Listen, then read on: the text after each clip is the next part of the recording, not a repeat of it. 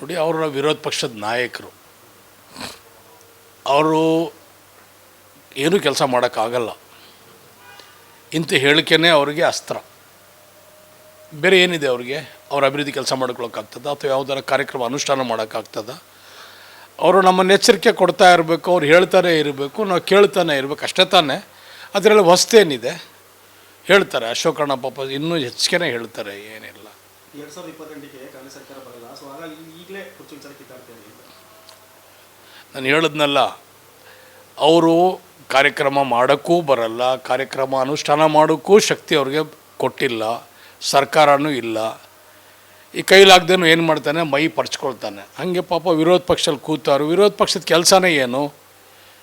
ಆಡಳಿತ ಪಕ್ಷದವ್ರಿಗೆ ಎಚ್ಚರಿಕೆಯನ್ನು ಕೊಡುವಂಥದ್ದು, ತಿವಿಯುವಂಥದ್ದು, ಮಾತುಗಳಲ್ಲಿ ಅವ್ರಿಗೆಲ್ಲ ಕೂಡ ಒಂದು ರೀತಿಯಲ್ಲಿ ಅವ್ರಿಗೆ ಒಂದು ಬದಲಾವಣೆ ತರೋಕ್ಕೆ ಎಚ್ಚರಿಕೆ ಕೊಡುವಂಥ ಕೆಲಸನೇ. ಅಷ್ಟು ಅದೇನು ಸಾಧಾರಣವಾದ ಕೆಲಸ ಅವೆಲ್ಲನೂ ಕೂಡ. ಅದಕ್ಕೆ ನಾನು ಅಶೋಕಣ್ಣನ ಪಾಪ ಏನೂ ಹೇಳೋಕ್ಕಾಗಲ್ಲ. ಅಶೋಕಣ್ಣ ಪಾಪ ತಿಳುವಳಿಕಸ್ತರು, ಸಾಕಷ್ಟು ಅವ್ರಿಗೆ ಜ್ಞಾನ ಇದೆ, ಬುದ್ಧಿ ಇದೆ, ಹೇಳ್ತಾರೆ ಪಾಪ, ಹೇಳಿ ಹಿರೀಕರು ಅವರು.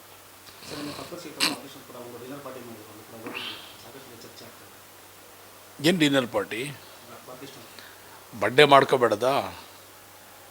ಬರ್ಡೇ ಮಾಡ್ಕೋತಾರೆ. ನಂದು ನನ್ನ ಹಿತೈಷಿಗಳು, ನನಗೆ ಸ್ನೇಹಿತರು ನನಗೂ ಮಾಡ್ಕೋತಾರೆ. ಹಂಗೆ ಎಲ್ಲರೂ ಪಾಪ ಅವರೆಲ್ಲ ಸ್ನೇಹಿತರು MLAಗಳೆಲ್ಲ ಸೇರಿ ಒಂದು ಹುಟ್ಟುಹಬ್ಬದ ಆಚರಣೆನ ಭಾಳ ಸಂತೋಷದಿಂದ ಮಾಡವ್ರೆ. DKಶಿಗೆ 140 ಜನ ಇದ್ದಾರೆ ರೀ. ಅಲ್ಲಿರೋ 40 ಜನ 50 ಜನ ಅಲ್ಲ. DKಶಿಗೆ 140 ಜನನೂ ಅವ್ರ ಪಕ್ಷದ ಅಧ್ಯಕ್ಷರು. 140 ಜನನೂ DK ಶಿವಕುಮಾರ್ ಪರವಾಗಿದ್ದಾರೆ. ಅವ್ರು 140 ಜನಕ್ಕೂ ಅಧ್ಯಕ್ಷರೇ. ಈ ರಾಜ್ಯಕ್ಕೇ ಕಾಂಗ್ರೆಸ್ ಪಕ್ಷಕ್ಕೇ ಅಧ್ಯಕ್ಷರವರು.